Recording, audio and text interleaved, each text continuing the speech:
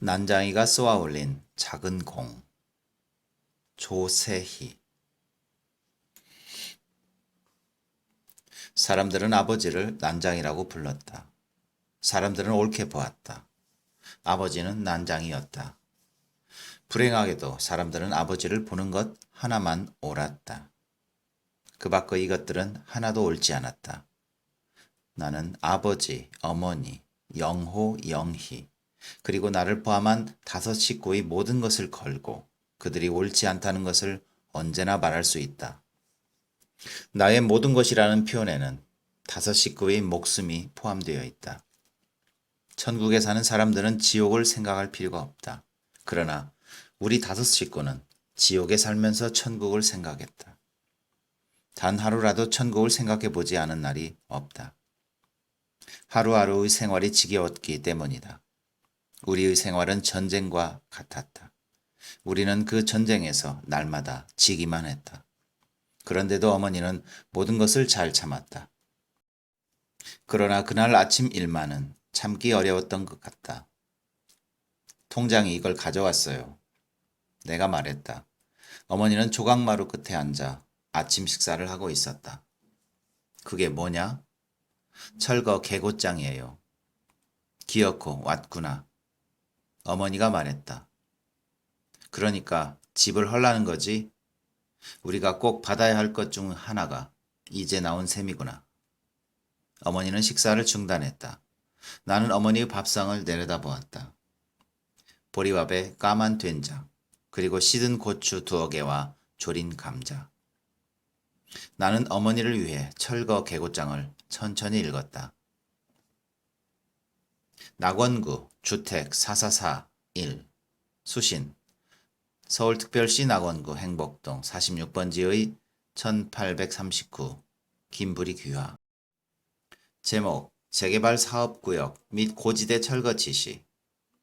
귀화 소유의 아래 표시 건물은 주택개량 촉진에 관한 임시조치법에 따라 행복 3구역 재개발지구로 지정되어 서울특별시 주택개량 재개발 사업 시행 조례 제15조, 건축법 제5조 및 동법 제42조의 규정에 의하여 1970몇 년 9월 30일까지 자진 철거할 것을 명합니다.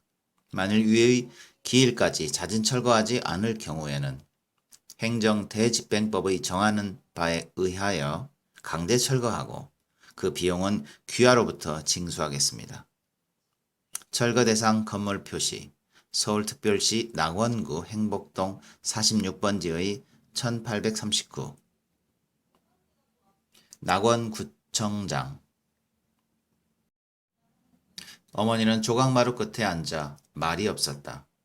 벽돌 공장의 높은 굴뚝 그림자가 시멘트 담에서 꺾어지며 좁은 마당을 덮었다. 동네 사람들이 골목으로 나와 뭐라고 소리치고 있었다. 통장은 그들 사이를 비집고 나와 방죽 쪽으로 걸음을 옮겼다. 어머니는 식사를 끝내지 않은 밥상을 들고 부엌으로 들어갔다.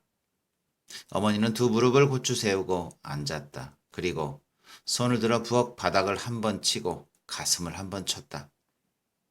나는 동사무소로 갔다. 행복동 주민들이 잔뜩 몰려들어 자기의 의견들을 큰 소리로 말하고 있었다. 들을 사람은 2~3밖에 안 되는데 수십 명이 거의 동시에 떠들어대고 있었다. 쓸데없는 짓이었다. 떠든다고 해결될 문제는 아니었다. 나는 바깥 게시판에 적혀있는 공고문을 읽었다. 거기에는 아파트 입주 절차와 아파트 입주를 포기할 경우 탈 수 있는 이주 보조금 액수 등이 적혀 있었다. 동사무소 주인은 시장 바닥과 같았다. 주민들과 아파트 거강꾼들이 한데 뒤엉켜 이리 몰리고 저리 몰리고 했다. 나는 거기서 아버지와 2 동생을 만났다. 아버지는 도장포 앞에 앉아 있었다. 영호는 내가 방금 물러선 게시판 앞으로 갔다. 영희는 골목 입구에 세워놓은 검정색 승용차 옆에 서 있었다. 아침 일찍 일들을 찾아 나섰다가 철거 개고장이 나왔다는 소리를 듣고 돌아온 것이었다. 누군들 이런 날 일을 할 수 있을까? 나는 아버지 옆으로 가 아버지의 공구들이 들어있는 부대를 들러 메었다. 영호가 다가오더니 그것을 넘겨주면서 이쪽으로 걸어오는 영희를 보았다. 영희의 얼굴은 빨갛게 상기되어 있었다. 몇 사람의 거간꾼들이 우리를 둘러싸고 아파트 입주권을 팔라고 했다. 아버지가 책을 읽고 있었다. 우리는 아버지가 책을 읽는 것을 처음 보았다. 표지를 쌌기 때문에 무슨 책을 읽는지도 알 수 없었다. 영희가 허리를 굽혀 아버지의 손을 잡아 끌었다. 아버지는 우리들의 얼굴을 물끄러미 쳐다보더니 자리를 털고 일어났다. 난장이가 간다고 처음 보는 사람들이 말했다. 어머니는 대문 기둥에 붙어있는 알루미늄 표차를 떼기 위해 식칼로 못을 뽑고 있었다. 내가 식칼을 받아 반대쪽 못을 뽑았다. 영호는 어머니와 내가 하는 일이 못마땅한 모양이었다. 그러나 마음에 드는 일이 우리에게 일어나 주기를 바랄 수는 없는 일이었다. 어머니는 무허가 건물 번호가 새겨진 알루미늄 표차를 빨리 떼어 간직하지 않으면 나중에 괴로운 일이 생길 것이라는 것을 알고 있었다. 어머니는 손바닥에 놓인 표차를 말없이 들여다보았다. 영희가 이번에는 어머니의 손을 잡아 끌었다. 너희들이 놀게 되지만 않았어도 난 별 걱정을 안 했을 거다. 어머니가 말했다. 20날 안에 무슨 뾰족한 수가 생기겠니? 이제 하나하나 정리를 해야지. 입주권을 팔려고 그래요? 영희가 물었다. 팔긴 왜 팔아? 영호가 큰 소리로 말했다. 그럼 아파트 입주할 돈이 있어야지. 아파트로도 안 가. 그럼 어떻게 할 거야? 여기서 그냥 사는 거야. 여긴 우리 집이다. 영호는 성큼성큼 돌계단을 올라가 아버지의 부대를 마루 밑에 놓았다. 한 달 전만 해도 그런 이야기를 하는 사람이 있었다. 아버지가 말했다. 어머니가 내준 철거 계고장을 막 읽고 난 참이었다. 시에서 아파트를 지어놨다니까 얘긴 그걸로 끝난 거다. 그건 우리를 위해서 지은 게 아니에요. 영호가 말했다. 돈도 많이 있어야 되잖아요? 영희는 마당가 펜지꽃 앞에 서 있었다. 우린 못 떠나 갈 곳이 없어. 그렇지 큰오빠? 어떤 놈이든 집을 헐러 오는 놈은 그냥 놔두지 않을 테야. 영호가 말했다. 그만둬. 내가 말했다. 그들 옆엔 법이 있다. 아버지 말대로 모든 이야기는 끝나버린 것이나 마찬가지였다. 마당가 펜지꽃 앞에 서 있던 영희가 고개를 돌렸다. 영희는 울고 있었다. 어릴 때부터 영희는 잘 울었다. 그때 나는 말했다. 울지 마, 영희야. 자꾸 울음이 나와. 그럼 소리를 내지 말고 울어. 그러나 풀밭에서 영희는 소리를 내어 울었다. 나는 손으로 영희의 입을 막았다. 영희의 몸에서는 풀 냄새가 났다. 개천 건너 주택가 골목에서는 고기 굽는 냄새가 났다. 나는 그것이 고기 굽는 냄새인 줄 알면서도 어머니에게 묻고는 했다. 엄마, 이게 무슨 냄새야? 어머니는 말없이 걸었다. 나는 다시 물었다. 엄마, 이게 무슨 냄새지? 어머니는 나의 손을 잡았다. 어머니는 걸음을 빨리 하면서 말했다. 고기 굽는 냄새란다. 우리도 나중에 해 먹자. 나중에 언제? 자, 빨리 가자. 어머니는 말했다. 너도 공부를 열심히 하면 좋은 집에 살 수 있고 고기도 날마다 먹을 수 있단다. 거짓말. 어머니의 손을 뿌리치면서 내가 말했다. 아버지는 나쁜 사람이야. 어머니가 우뚝 섰다. 너 방금 뭐라고 했니? 우리 아버지는 나쁜 사람이야. 너 매 좀 맞아야겠구나. 아버지는 좋은 분이다. 나도 주머니가 달린 옷을 입고 싶어. 빨리 가자. 엄마는 왜 우리들 옷에 주머니를 안 달아주지? 돈도 넣어주지 못하고 먹을 것도 넣어줄 게 없어서 그러지? 아버지에 대해 말을 막 하면 너 매맞을 줄 알아라. 아버지는 악당도 못 돼. 악당은 돈이나 많지. 아버지는 좋은 분이다. 알아. 나는 말했다. 수백 번도 더 들었어. 그렇지만 이젠 속지 않아. 엄마, 큰오빠는 말을 안 들어. 영희는 부엌문 앞에 서서 말했다. 엄마 몰래 또 고기 냄새 맡으러 갔었대. 나는 안 갔어. 어머니는 아무 말이 없었다. 나는 영희를 흘겨보았다. 영희는 또 말했다.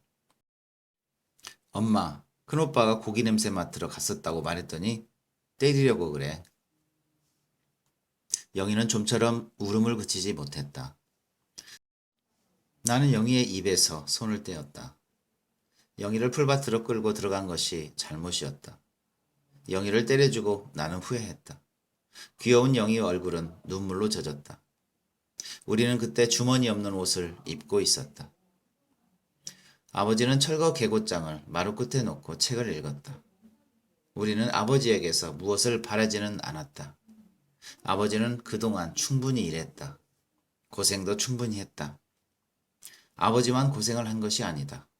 아버지의 아버지, 아버지의 할아버지, 할아버지의 아버지, 그 아버지의 할아버지, 또 대대로 거슬러 올라간다. 그들은 아버지보다 더 심한 고생을 했을 수도 있다. 나는 공장에서 이상한 매매 문서가 든 원고를 조파하는 적이 있다.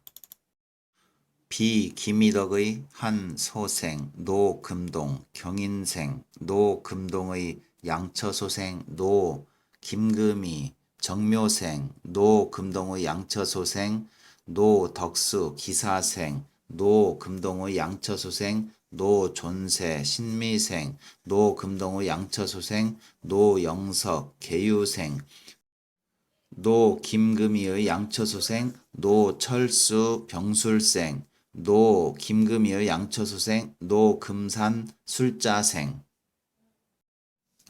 나는 그때 이것이 무엇인지 몰랐다. 그 판을 짜고 다음 판을 짜나가다 겨우 알았다.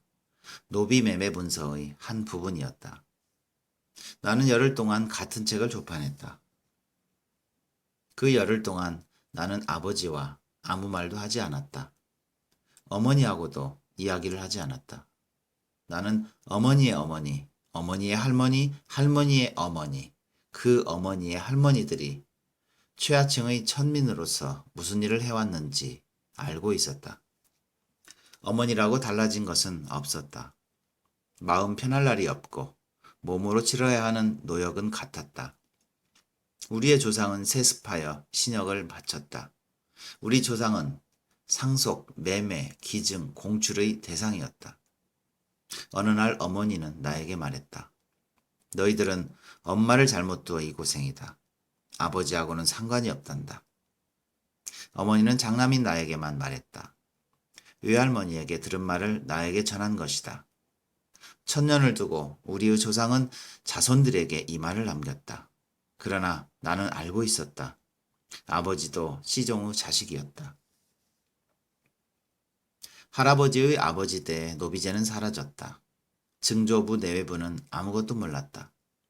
나중에서야 해방을 맞았다는 것을 알았으나 두 분이 한 말은 오히려 저희들을 내쫓지 마십시오 였다. 할아버지는 달랐다. 할아버지는 유습에서 벗어나려고 했다. 늙은 주인은 할아버지에게 집과 땅을 주었다.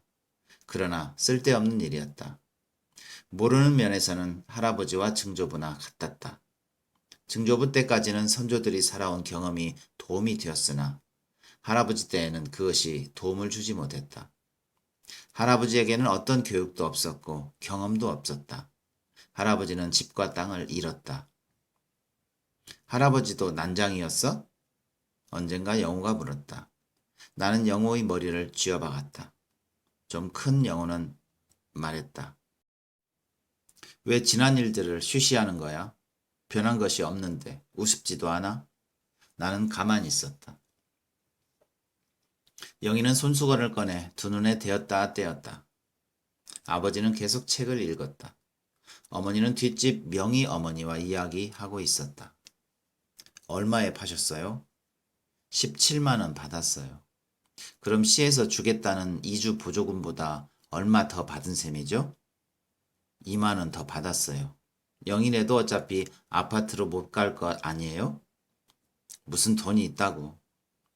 분양 아파트는 58만 원이고 임대 아파트는 30만 원이래요. 거기다 어느 쪽으로 가든 매달 15,000원씩 내야 된대요. 그래, 입주권을 다들 팔고 있나요? 영인애도 서두르세요. 어머니는 괴로운 얼굴로 서 있었다. 어머니를 영희 어머니가 다그쳤다. 저희는 내일이라도 떠날 준비가 돼 있어요. 영인애가 돈을 해준다면 집이야 도끼질을 몇 번이면 무너질 테고. 영희의 눈에 다시 눈물이 괴었다. 커도 마찬가지였다. 계집 애들은 잘 울었다. 내가 영희 앞으로 다가갔을 때 영희는 장독대 바닥을 가리켰다. 장독대 시멘트 바닥에 명희 언니는 큰오빠를 좋아한다고 쓰여 있었다. 집을 지을 때 남긴 낙서였다. 영희가 웃었다. 우리에게는 그때가 제일 행복했다. 아버지와 어머니가 도랑에서 돌을 저었다. 그것으로 계단을 만들고 벽에는 시멘트를 쳤다. 우리는 아직 어려 힘드는 일을 못했다. 그래도 할 일이 많았다. 우리는 며칠 동안 하루에도 몇 번씩 때를 지어 동네를 돌았다. 그때만은 더러운 옷을 입은 아이들도 울음을 그쳤다. 윽박지르는 주인의 기세에 놀린 개들도 짖기를 멈추고 뒤로 물러섰다. 온 동네가 조용해졌다. 갑자기 평화스러워져 어안이 벙벙할 정도였다.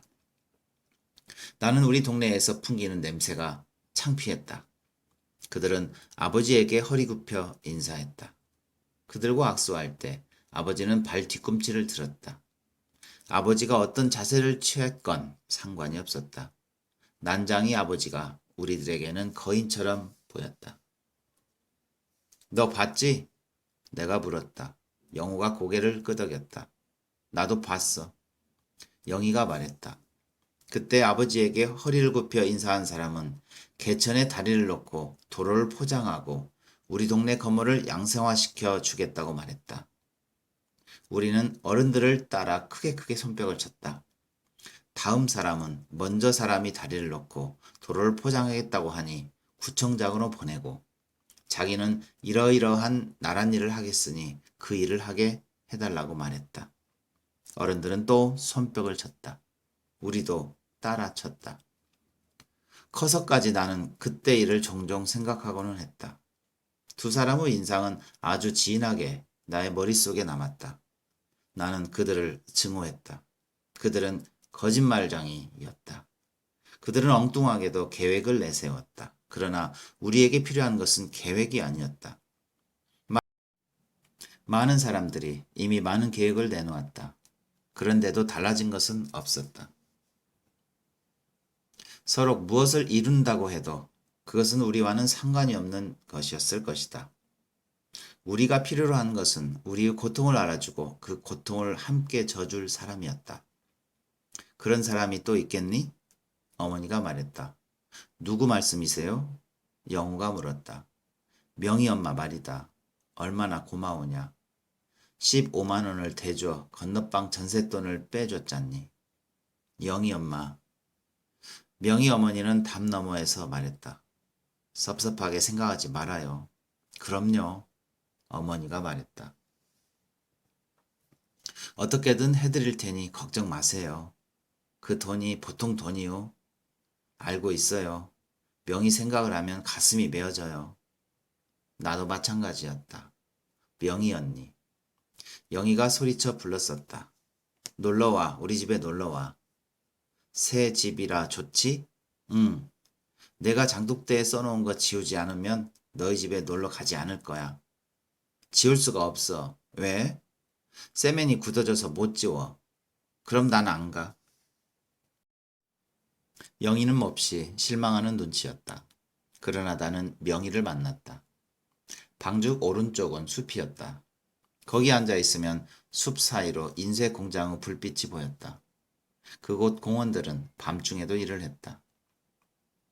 내가 약속하면 허락할 테야. 명희가 말했다. 무슨 약속? 내가 물었다. 넌 저 공장에 나가면 안 돼. 미쳤어? 난 저 따위 공장엔 안 가. 정말이다. 약속했어. 그래, 약속했어. 그럼 만져봐.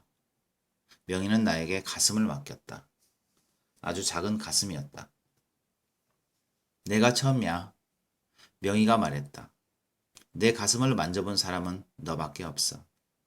나는 왼팔로 명희의 어깨를 안고 오른손으로 그의 가슴을 만졌다.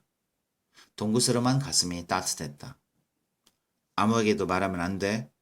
명희가 속삭이듯 말했다. 그의 입김이 귀 밑에 느껴졌다. 말 안 할게. 동생들한테도 말하지 마. 말 안 해. 내가 비밀을 지키고 아까 한 약속을 지키면 내가 하고 싶은 대로 하게 해줄 테야. 정말이지? 정말이야. 지금 다른 데 만지면 안 되니? 그런데 명희는 만날 때마다 힘이 없어 보였다. 어떤 때는 정신없이 가만히 앉아만 있었다. 왜 그러니? 나는 걱정이 되었다. 너 어디 아프니? 아니. 그럼 왜 그래? 우리 집 밥은 먹기가 싫어. 왜? 질렸어. 그럼 넌 죽어. 죽고 싶어. 명희야, 난 저 따위 공장엔 안 나갈. 공부를 해서 큰 회사에 나갈 테야. 약속해. 배가 고파. 작은 명희가 웃으며 말했다. 뭐가 먹고 싶니? 내가 물었다. 명희는 나의 손을 잡았다. 그 애는 나의 손가락을 하나하나 짚어가며 말했다. 사이다, 포도, 라면, 빵, 사과, 계란, 고기, 쌀밥, 김. 명희는 나의 손가락 하나를 마저 짚지 못했다. 그때의 명희에게는 그 이상의 것은 필요하지 않았을 것이다. 그 명희가 자라면서 다방 종업원이 되고 고속버스 안내양이 되고 골프장 캐디가 되었다. 그 애가 어느 날 헬쑥해진 얼굴로 집에 돌아왔다. 그 애로서는 마지막 인사였다. 어머니는 명희가 집에 올 때마다 배가 불러 있었다고 나중에 말했다. 명희는 음독자살 예방센터에서 숨을 거두었다. 독약 기운에 빠져 명희는 소리쳤다. 성장한 명희는 마지막 순간에 어렸을 적 일들 속을 헤매었을 것이다. 그 애가 남긴 예금 통장에 19만 원이 들어 있었다. 15만 원이야요. 명희 어머니가 말했다. 우선 건넌방 사람들을 내보내세요. 어머니는 돈을 받아들었다. 아무 말도 못했다. 헐릴 집이라는 걸 알면서 새 들어올 사람이 있겠어요? 그래서 그래요. 모진 소리 더 듣지 말고 우선 나가겠다는 사람은 내보내세요. 이게 어떤 돈인데? 명희 언니는 큰오빠를 좋아했어. 영희가 말했다. 큰오빠도 알았지? 그만둬. 영희가 기타를 쳤다. 나는 벽돌공장 굴뚝 위에 떠있는 달을 보았다. 나의 라디오는 고장이 났다. 며칠 동안 나는 방송통신고교의 강의를 받지 못했다. 나는 명희와의 약속을 지킬 수 없었다. 중학교 3학년 초에 학교를 그만두었다. 더 이상 나갈 수 없었다. 어머니와 아버지는 내가 공부를 계속하기를 바랬다. 그러나 밀어줄 힘이 없었다. 자세히 보면 아버지는 같은 또래의 사람들보다 많이 늙어 보였다. 우리 식구들밖에 모르는 일이었다. 아버지의 신장은 117cm, 체중은 32kg이었다. 사람들은 이 신체적 결함이 주는 선입관에 사로잡혀 아버지가 늙는 것을 몰랐다. 아버지는 스스로 황혼기에 접어들었다는 체념과 우울에 빠졌다. 의욕은 물론 주의력과 판단력도 줄었다. 아버지가 평생을 통해 해온 일은 5가지이다. 채권 매매, 칼 갈기, 고층 건물 유리 닦기, 펌프 설치하기, 수도 고치기이다. 이 일들만 해온 아버지가 갑자기 다른 일을 하겠다고 했다. 서커스단의 일이었다. 아버지는 처음 보는 곱추 한 사람을 데리고 와 여러 가지 이야기를 했다. 처음 얼마 동안은 그의 조수로 일하면 된다고 했다. 두 사람은 자기들이 무대 위에서 해야 할 연기에 대해 이야기했다. 그러자 어머니가 아버지에게 대들었다. 우리들도 아버지를 성토했다. 아버지는 힘없이 물러섰다. 곱추는 멍하니 앉아 우리를 보았다. 곱추는 눈물이 핑 돌아갔다. 그의 뒷모습은 아주 쓸쓸해 보였다. 아버지의 꿈은 깨어졌다. 아버지는 무거운 부대를 메고 이를 찾아 나갔다. 그날 저녁이었다. 얘들아, 어머니가 우리를 불렀다. 아버지의 음성이 이상해지셨어. 왜 그러세요? 내가 물었다. 아버지는 아무 말 안 했다. 약방에 다녀와야겠다. 어머니가 봉당으로 내리셨다. 백반을 사와. 아버지가 말했다. 아버지의 목소리 같지 않았다. 아주 짧은 혀가 안으로 말려드는 소리를 냈다. 어머니가 히비탄 트로키라는 약을 사왔다. 백반은 안 나오고 이게 더 좋은 약이래요. 이걸 빨아 잡수세요. 아버지는 말없이 약을 받아 입에 넣었다. 아버지는 그 일 이후 말을 잘 안 했다. 혀가 안으로 말린다고만 했다. 잠을 잘 때는 혀를 이로 물었다. 아버지는 너무 지치셨다. 어머니가 말했다. 알겠니? 이젠 아버지를 믿지 마라. 너희들이 아버지 대신 일해야 한다. 어머니가 울었다. 어머니는 인쇄소 제본 공장에 나가 접지 일을 했다. 고무골무를 끼고 인쇄물을 접었다. 나는 겁이 났다. 나는 인쇄소 공무부 조역으로 출발했다. 땀을 흘리지 않고는 아무것도 얻을 수 없다는 것을 뒤늦게 알았다. 명희는 나를 만나주지 않았다. 아주 쌀쌀했다. 영우와 영희도 몇 달 간격을 두고 학교를 그만두었다. 마음이 차라리 편해졌다. 우리를 해치는 사람은 없었다. 우리는 보이지 않는 보호를 받고 있었다. 남아프리카의 어느 원주민들이 일정한 보호구역 안에서 보호를 받듯이 우리도 이질 집단으로서 보호를 받았다. 나는 우리가 이 구역 안에서 한 걸음도 밖으로 나갈 수 없다는 것을 깨달았다. 나는 조역, 공목, 약물, 해판의 과정을 거쳐 정판에서 일했다. 영호는 인쇄에서 일했다. 난 우리가 한 공장에서 일하는 것이 싫었다. 영호도 마찬가지였다.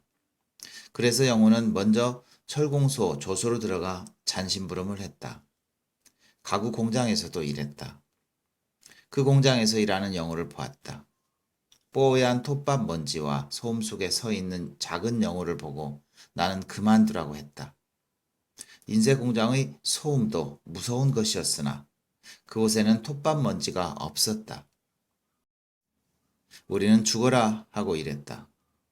우리의 팔목은 공장 안에서 굵어갔다. 영희는 그때 큰 길가 슈퍼마켓 한쪽에 자리 잡은 빵집에서 일했다. 우리가 고맙게 생각한 것은 환경이 깨끗하다는 것 하나뿐이었다. 영희는 하늘색 빵집 제복을 입고 일했다. 영우와 나는 유리창 밖에서 영희가 일하는 것을 보았다. 영희는 예뻤다. 사람들은 영희가 난장이의 딸이라는 것을 믿지 않으려고 했다. 우리는 무슨 일이 있든 공부를 해야 한다고 생각했다. 공부를 하지 않고는 우리 구역에서 벗어날 수가 없다고 생각했다. 세상은 공부를 한 자와 못한 자로 너무나 엄격하게 나누어져 있었다. 끔찍할 정도로 미개한 사회였다. 우리가 학교 안에서 배운 것과는 정반대로 움직였다. 나는 무슨 책이든 손에 잡히는 대로 읽었다. 정판에서 식자로 올라간 다음에는 일을 하다 말고 원고를 읽는 버릇까지 생겼다. 동생들에게 필요하다고 느껴지는 것은 판을 들고 가 몇 벌씩 교정세를 내기도 했다. 영호와 영희는 나의 말을 잘 들었다.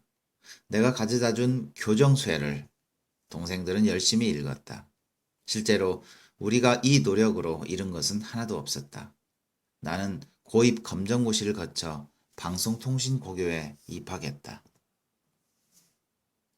그해 늦가을 밤 아버지는 나를 작은 나무배에 태우고 방죽 안으로 들어갔다.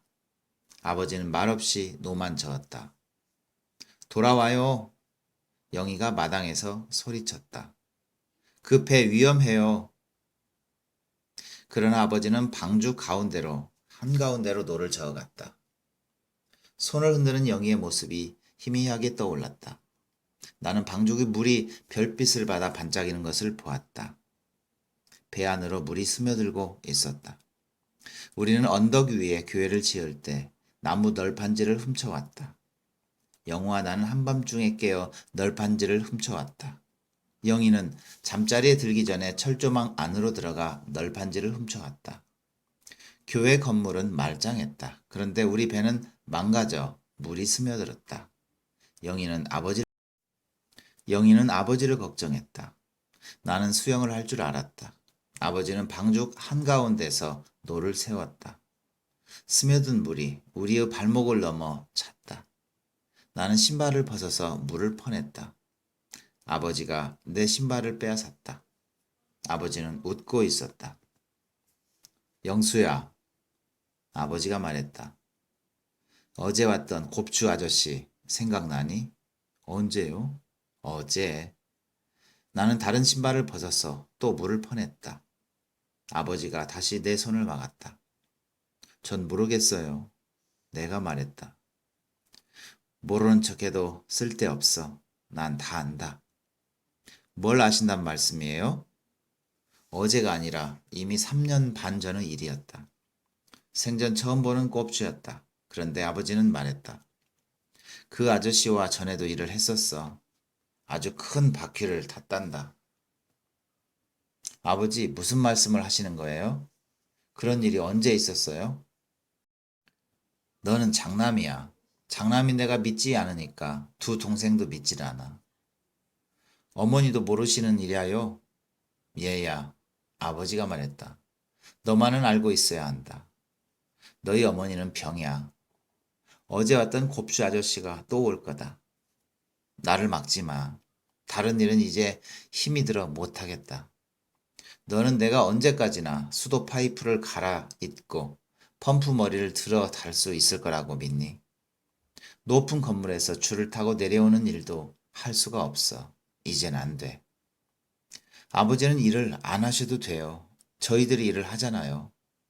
누가 너희들을 일하라고 했니? 아버지는 말했다. 너희들은 학교에만 나가면 돼. 그게 너희들이 할 일이다. 알았어요, 아버지. 내가 말했다. 이제 그 신발을 주세요. 아버지는 나를 쳐다보다가 신발을 내주었다. 나는 물을 퍼냈다. 어제 곱주 아저씨는 나를 도와줄 생각으로 왔었어. 내일 또 올 거다. 너희들이 그 아저씨를 처음 본다는 건 말도 안 돼. 우리는 함께 일했었다. 생각나지 않니?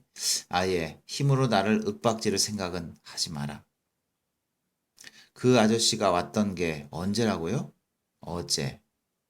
그 노를 주세요. 아버지는 세워들고 있던 노를 나에게 주었다. 나는 말할 수 없었다. 처음 본 곱주였다고 해도 믿지 않았을 것이다. 어제가 아니라 3년 반 전의 일이라고 해도 아버지는 믿지 않았을 것이다. 나는 조심스럽게 노를 저었다. 물가에 닿기 전에 배는 가라앉았다. 나는 아버지를 안고 수초 사이를 헤쳐나갔다. 우리는 물에 젖어 온몸을 떨고 있는 아버지를 어머니에게 맡겼다. 아버지를 어머니 이상으로 간호할 사람은 이 세상에 없었다. 아버지는 병이세요. 내가 말했다. 닥쳐라. 어머니가 말했다. 언제나 알아듣겠니? 아버지는 지치셔서 그런 거야. 그의 겨울을 아버지는 방 안에서 났다. 나는 배를 끌어내 말뚝에다 메었다. 날이 추워지자 울 안으로 끌어들였다. 그날 밤 방죽이 얼었다. 밤에 명희 어머니가 또 왔다. 영희 엄마, 명희 어머니가 말했다. 조금만 기다려 보세요. 입주권이 자꾸 올라요. 아침에 17만 원 했던 게 18만 5천 원으로 뛰었어요. 우리는 괜히 먼저 팔아가지고 손해만 봤어요. 저런 15,000원이나? 어머니는 낮에 떼어놓았던 알루미늄 표차를 종이로 쌌다. 그것을 철거 개고장과 함께 옷장 안에 넣었다. 영희야, 어머니가 불렀다. 아버지 어디 가셨니? 모르겠어요. 영우야, 아까 아무 말씀 없이 나가셨어요. 영희야, 큰오빠는 어디 있니? 방에 있어요. 아버지가 어디를 가셨을까? 어머니의 목소리가 불안해졌다. 얘들아, 아버지를 찾아봐라. 나는 아버지가 놓고 나간 책을 읽고 있었다. 그것은 1만 년 후의 세계라는 책이었다. 영희는 온종일 펜지꽃 앞에 앉아 줄 끊어진 기타를 쳤다. 최후 시장에서 사온 기타였다. 내가 방송통신고교의 강의를 받기 위해 라디오를 사러 갈 때 영희가 따라왔었다. 쓸만한 라디오가 있었다. 그런데 영희가 먼지 속에 놓인 기타를 들어 튕겨보는 것이었다. 영희는 고개를 약간 숙이고 기타를 쳤다. 긴 머리에 반쯤 가려진 여보 얼굴이 아주 예뻤다. 영희가 치는 기타 소리는 영희에게 아주 잘 어울렸다. 나는 먼저 골랐던 라디오를 살 수 없었다. 좀 더 싼 것으로 바꾸면서 영희가 든 기타를 가리켰다. 그 라디오가 고장이 나고 기타는 줄이 하나 끊어졌다. 줄 끊어진 기타를 영희는 쳤다. 나는 아버지가 무슨 생각을 하고 있는지 알 수 없었다. 1만 년 후의 세계라는 책을 아버지는 개천 건너 주택가에 사는 젊은이에게서 빌렸다. 그의 이름은 지섭이었다. 지섭은 그 집 가정교사였다. 아버지와 그는 서로 통하는 데가 있었다. 지섭이 하는 말을 나는 들었었다. 그는 이 땅에서 우리가 기대해야 할 것은 없다고 말했다. 왜? 아버지가 물었다. 지섭은 말했다. 사람들은 사랑이 없는 욕망만 갖고 있습니다. 그래서 단 한 사람도 남을 위해 눈물 흘릴 줄 모릅니다. 이런 사람들만 사는 땅은 죽은 땅입니다. 하긴 아저씨는 평생 동안 아무 일도 안 하셨습니까? 일을 안 하다니 일을 했지. 열심히 했어? 우리 식구 모두가 열심히 일했네. 그럼 무슨 나쁜 짓을 하신 적은 없으십니까? 법을 어긴 적 없으세요? 없어? 그렇다면 기도를 드리지 않으셨습니다. 간절한 마음으로 기도를 드리지 않으셨어요. 기도도 올렸지. 그런데 이게 뭡니까? 뭐가 잘못된 게 분명하죠? 불공평하지 않으세요? 이제 이 죽은 땅을 떠나야 됩니다. 떠나다니? 어디로? 달나라로? 얘들아, 어머니의 불안한 음성이 높아졌다.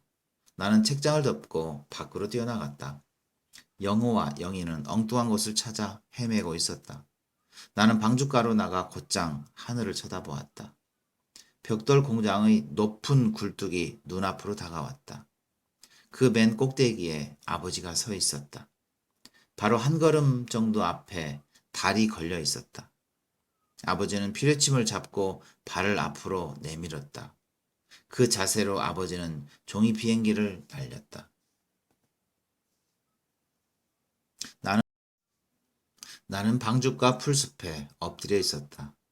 온몸이 이슬에 젖어 축축했다. 조금만 움직이면 잡초에 맺힌 이슬 방울이 나의 몸에 떨어졌다. 한밤을 나는 방죽과 풀숲에 엎드려 세웠다. 아무것도 볼 수 없었다. 어둠이 조금씩 뒷걸음쳐가기 시작했다. 마지막 밤을 우리의 집에서 보내지 못했다는 아픔이 목을 타고 올라왔다. 동네는 아직 깊은 잠에 빠져 있었다. 그러나 나는 더 이상 기다릴 필요가 없었다.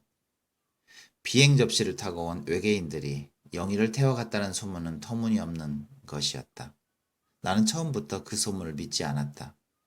얘들아, 어머니가 말했다. 이러고만 있으면 어떻게 할 거냐?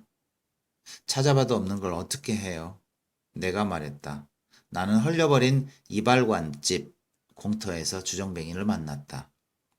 찾아봐야 쓸데없는 일이야. 정말 보셨어요? 봤다니까. 주정뱅이는 말을 잘 못했다. 그는 심하게 딸꾹질을 해댔다. 영희를 보았다는 사람은 아저씨밖에 없어요. 그러니까 자세히 좀 말씀해 주세요. 너희 아버지는 알고 있어. 아버지도 모르세요. 그럴 리가 없다. 너희 아버지가 신호를 보내서 비행 접시가 왔던 거야. 더 이상 들을 필요가 없었다. 그런데도 나는 그곳에 서 있었다. 굉장히 큰 접시였지. 그 밑에서 나온 괴물들이 영희를 끌어올렸어. 순식간에. 나중에 알아보았더니 그게 비행 접시라는구나. 주정뱅이는 계속 딸꾹질을 해댔다. 그만두세요. 내가 말했다. 그럼 찾아보렴. 주정뱅이가 말했다. 내 동생이 어디 있나 찾아봐. 있을 턱이 없지. 나는 목이 말라 잠을 깼었어. 그 시간에 잠을 깰 사람은 나밖에 없다. 그들은 영희를 태우고 순식간에 날아갔어. 머리가 몹시 크고 다리는 아주 가늘었다. 안녕히 가세요. 내가 말했다. 나는 아직 안 간다. 주정뱅이가 말했다. 이것들을 마셔버리고 가야지. 그는 구들돌 위에 쌓아놓은 6짝의 창문과 2짝의 대문을 가리켰다.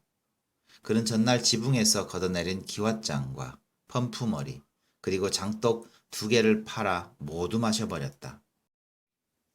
우리 동네 주민들의 3분의 2 이상이 이미 집을 헐어버리고 떠났다. 나는 풀숲에서 몸을 일으켰다. 방죽 위 하늘의 별빛이 흐려 보였다. 날이 서서히 밝기 시작했다. 어린아이들의 울음소리가 들렸다. 나는 풀어지지도 않은 신발끈을 고쳐매고 몇 번 껑충껑충 뛰었다. 대문을 열고 나온 형이 방죽길을 따라 걸어왔다. 2 어깨가 축 늘어져 있었다. 힘을 내, 형! 내가 말했었다. 이건 힘으로 할 일이 아니다. 형이 말했다. 그럼 뭐야? 용기가? 형은 점심시간에 식사를 하지 않고 나를 찾아왔다. 우리는 기계실 뒤에 쪼그리고 앉아 이야기했다. 우리가 말을 할 줄 몰라서 그렇지. 이것은 일종의 싸움이다. 형이 말했다. 형은 말을 근사하게 했다. 우리는 우리가 받아야 할 최소한도의 대우를 위해 싸워야 해. 싸움은 언제나 옳은 것과 옳지 않은 것이 부딪혀 일어나는 거야. 우리가 어느 쪽인가 생각해봐. 알아. 형은 점심을 굶었다. 점심시간이 30분밖에 안 되었다. 우리는 한 공장에서 일했지만 격리된 생활을 했다. 공원들 모두가 격리된 상태에서 일만 했다. 회사 사람들은 우리의 일량과 성분을 하나하나 조사해 기록했다. 그들은 점심시간으로 30분을 주면서 10분 동안 식사하고 남은 20분 동안은 공을 차라고 했다. 우리 공원들은 좁은 마당에 나가 죽어라 공만 찼다. 서로 어울리지 못하고 간격을 둔 채 땀만 뻘뻘 흘렸다. 우리는 제대로 쉬지도 못하고 일했다. 공장은 우리에게 일방적으로 원하기만 했다. 탁한 공기와 소음 속에서 밤중까지 일을 했다. 물론 우리가 금방 죽어가는 상태는 아니었다. 그러나 작업 환경의 악조건과 흘린 땀에 못 미치는 보수가 우리의 신경을 팽팽하게 잡아당겼다. 그래서 자랄 나이에 제대로 자라지 못하는 발육 부조 현상을 우리는 나타냈다. 회사 사람들과 우리의 이해는 늘 상반되었다. 사장은 종종 불황이라는 말을 사용했다. 그와 그의 참모들은 우리에게 쓰는 여러 형태의 억압을 감추기 위해 불황이라는 말을 이용하고는 했다. 그렇지 않을 때는 힘껏 일한 다음 자기와 공원들이 함께 누리게 될 부에 대해 이야기했다. 그러나 그가 말하는 희망은 우리에게 아무 의미를 주지 못했다. 우리는 그 희망 대신 간이 알맞은 무말랭이가 우리의 공장 식탁에 오르기를 더 원했다. 변화는 없었다. 나빠질 뿐이었다. 한 해에 2번 있던 승급이 한 번으로 줄었다. 야간 작업 수당도 많이 줄었다. 공원들도 줄였다. 일량은 많아지고 작업 시간은 늘었다. 돈을 받는 날 우리 공원들은 더욱 말조심을 했다. 옆에 있는 동료도 믿기 어려웠다. 부당한 처사에 대해 말하는 자는 아무도 모르게 밀려났다. 공장 규모는 반대로 커갔다. 활반 윤정기를 들여오고 자동 접지 기계를 들여오고 옵셋 윤정기를 들여왔다. 사장은 회사가 당면한 위기를 말했다. 적대 회사들과의 경쟁에서 지면 문을 닫을 수밖에 없다고 말했다. 이것은 공원들이 제일 무서워하는 말이었다. 사장과 그의 참모들은 그것을 알고 있었다. 그것은 생각만 해도 무서운 일이었다. 큰 공장이 문을 닫으면 수많은 공원들은 갈 곳이 없었다. 작은 공장들이 채용할 인원은 한정이 되어 있다. 나는 돈도 못 벌고 놀게 될지도 모른다. 새로운 일터를 찾는다고 해도 낯선 곳이다. 작은 공장이라 작업장은 더 나쁘고 돈도 오르지 않은 채 받는 액수보다 훨씬 적을 수가 있다. 생각만 해도 끔찍한 일이다. 공원들 대부분이 어린 나이에 들어와 중요한 성장기의 3, 4년을 이 공장에서 보냈다. 익힌 기술을 빼놓으면 성장의 기반이라 할 것이 없다. 우리 공원들은 우리가 아는 것만큼 밖에는 사물을 이해하지 못했다. 아무도 땀으로 다진 기반을 잃고 싶어 하지는 않았다. 회사 사람들은 우리가 생각하는 것을 싫어했다. 공원들은 일만 했다. 대다수 공원들이 변화가 일어날 수 없는 상태를 인정했다. 무엇 하나 일깨워줄 사람도 없었다. 어른들도 자기들의 경험을 들려줄 것이 없었다. 마음속에서는 옳은 것이 실제에서는 반대 방향으로 움직여지는 것만을 그들은 보았었다. 우리는 너무나 모르는 것이 많았다. 사장에게는 다행한 일이었다. 그 집 식구들은 정원 잔디를 기계로 밀어서 깎았다. 그 집 정원에서는 손질이 잘 된 나무들이 밝은 햇빛을 받아 무럭무럭 자랐다. 그 집 나무들은 나무종합병원에서 나온 나무 의사들이 돌보았다. 나도 나무병원 앞을 지나가 본 적이 있다. 간판에 귀대의 나무는 건강합니까? 라고 쓰여 있었다. 그 밑에는 작은 글씨로 병충해 진단, 생리적 피해 진단, 외과 수술, 건강 유지 관리라고 쓰여 있었다. 함께 지나던 어린 조혁이 말했다. 우리 집에는 나무가 없습니다. 나는 건강하지 못합니다. 우리는 허리를 잡고 웃었다. 무엇이 그렇게 우스웠는지 모른다. 어린 조혁은 그때 거의 날마다 코피를 흘렸다. 형은 웃옷을 벗어 나의 등에 얹어주었다. 풀숲으로 들어간 형의 바짓가랑이도 이슬에 젖었다. 영희를 보았다는 사람은 주정뱅이 아저씨밖에 없었어. 변명하듯 내가 말했다. 비행 접시가 내렸다는 곳이 여기야. 그래, 밤새도록 뭘 봤니? 형은 내가 그 아저씨 말을 믿었던 것 같아? 아니, 찾아 나설 때가 있어야지. 그만 들어가자. 형은 영희가 왜 집을 나간 것 같아? 너희들 때문이야. 어머니는 말했다. 너희들이 핑핑 돌고 있기 때문에 나갔어. 돈도 없고 집도 없고 모든 게 너희들 책임이야. 다른 아이들은 멀쩡하게 남아서 일을 하는데 너희들은 왜 쫓겨나니?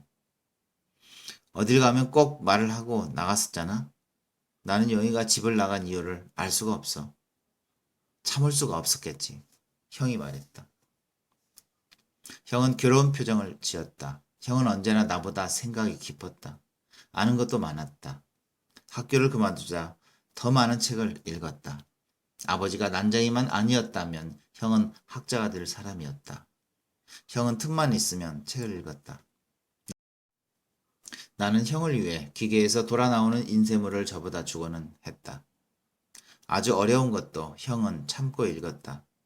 돈을 타면 헌책방에 가서 사다 읽기도 했다. 책은 형에게 무엇이든 주었다.